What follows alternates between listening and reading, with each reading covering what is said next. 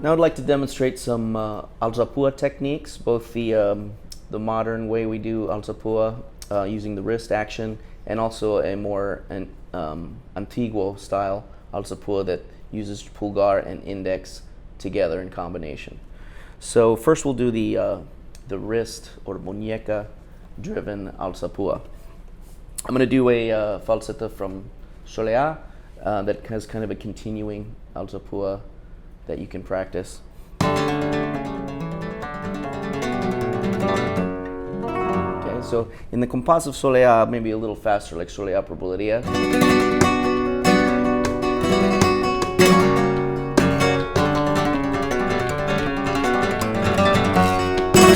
Okay, or you can end with, if you prefer.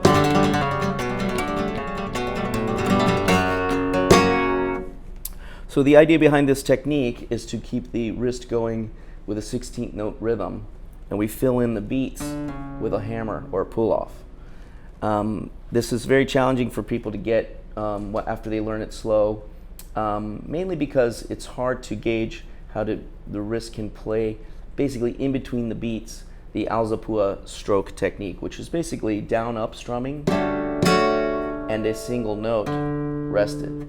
So what happens in falsettas such as the Solea and other forms too, the same type of thing, we start on the and beat in between, and that sets up a syncopated rhythm, and a 2E and a 3. And we usually do a pull-off to the next beat, and that sets up the pattern that continues.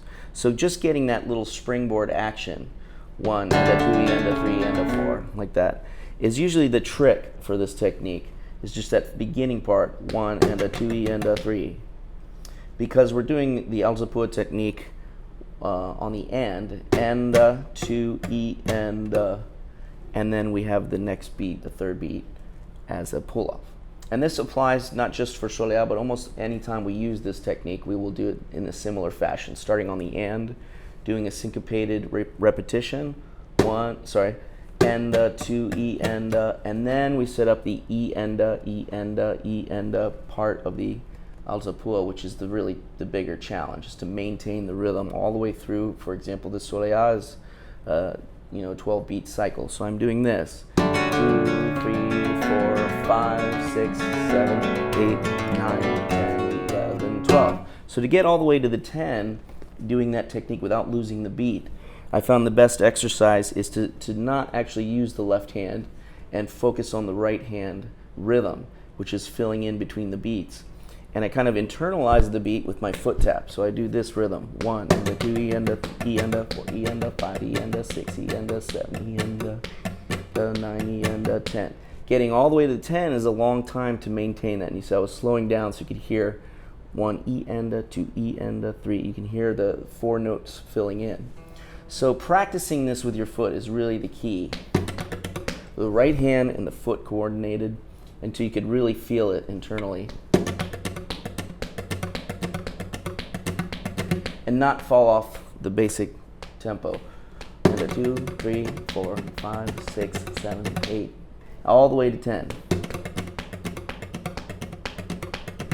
If you find yourself falling off the beat, or one of the strokes is not behaving and it's starting to gravitate to your downbeat and you're falling out of rhythm, that's what makes it sound sloppy.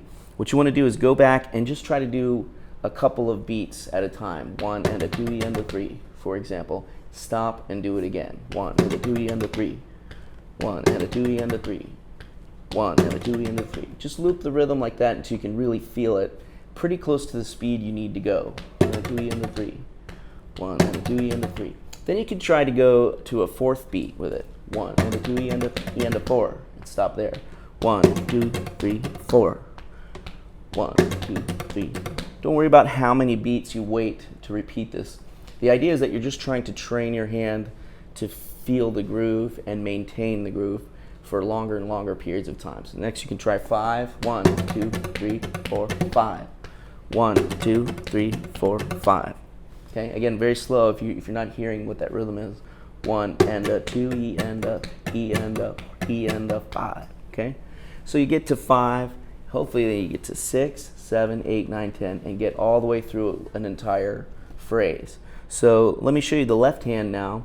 Once you start applying the left hand, after you're able to kind of keep the rhythm with the right, you'll notice that the little pull off that you do here helps you lock it in even better, because in addition to your foot or your internal clock or a metronome that you're referencing this with, your left hand kind of is filling in that gap too. That helps your right hand to become really locked in to this rhythm.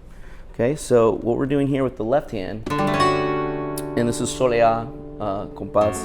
I'm playing a C natural on the 3rd fret, 5th string, an F on the 4th string with my, and this is ring and middle fingers. And I have these strings open. Okay, so this is basically an F 9th chord or 11th chord. It's a sharp 11 here. And I'm starting the strum from the 5th string. And I'm actually playing the rest stroke also on the 5th string, okay? So that's our springboard, and a 2E and a 3. 1 and a 2E and a 3, okay? The 3rd beat is gonna be a pull off. And you can do that right with your foot tap. 1 and a 2E and a 3. 1 and a 2E and a 3. 1 and a 2E and a 3. And a 2E and a 3, okay? And once you get that feel, then you kind of lock into it and try the next pull off. It's gonna be to beat 4, right? So 1 and a 2E and a 3 and a 4. Your 4th beat will be the pull off to the A, or the open A string. 1 and a 2, 3, 4, 5. Now on count 5, I'm gonna hammer with the middle finger back to my starting note, which is C. 1, 2, 3, 4, 5. And I'm going to try to keep this going. My next pull off, 6, 7, 8. When I get to 8, what happens here on the 8th beat,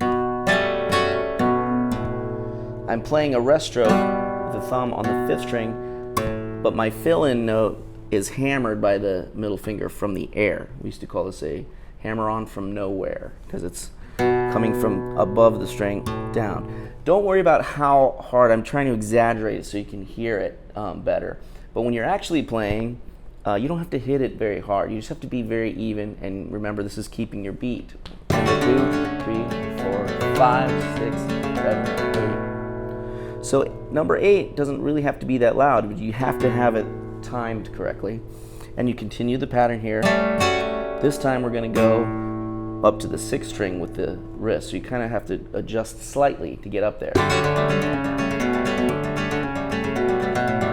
There I feel slight raising to get up to the 6th string. Okay, that's going to be 9. Okay, the 9th beat will be the F on the 1st fret, pulled off from the G. And now, because I'm up here, you'll notice that you're strumming down and up from the 5th string now. So you have a bit more of a darker sound in the chord. Okay? Don't worry about doing your upstroke. A lot of people try to do it too exaggerated, as if you need to hit the full chord. And you don't need to do that. In fact, the faster you get, the more you kind of close the amount of movement you're doing. So you might only be hitting 2 strings, or maybe even just 1 in some cases, I've heard.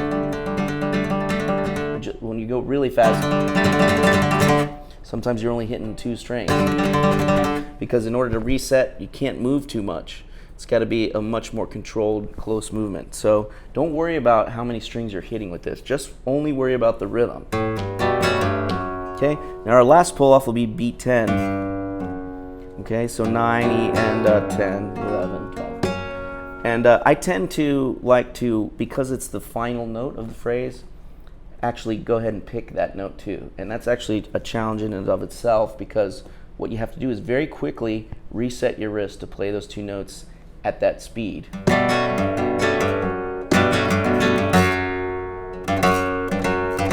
Okay, so coming from, let's say the 8th beat, I hit this one, 8, 9, 10. So I'll do a double pick. And I tend to, sometimes I mess it up, I get too excited and rush it. So be careful with your tempo. You don't rush this if you want to try it that way. And you just land right on the beat with that last note.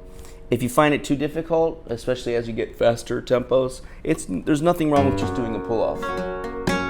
I just personally like to do that because I feel it gives a stronger attack to the finality or the resolution of the phrase. Okay, so one more time, the whole phrase. 1 and 2, 3, 4, 5, 6, 7, 8, 9, 10, 11, 12. A little faster. 1 and 2 and 3 and 4.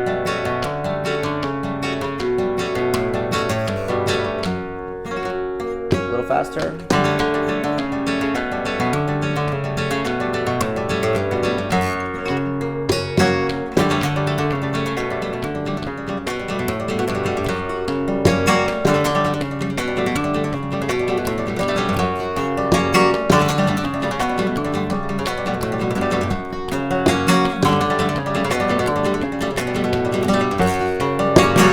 Okay, so that's the Alzapua technique using the wrist.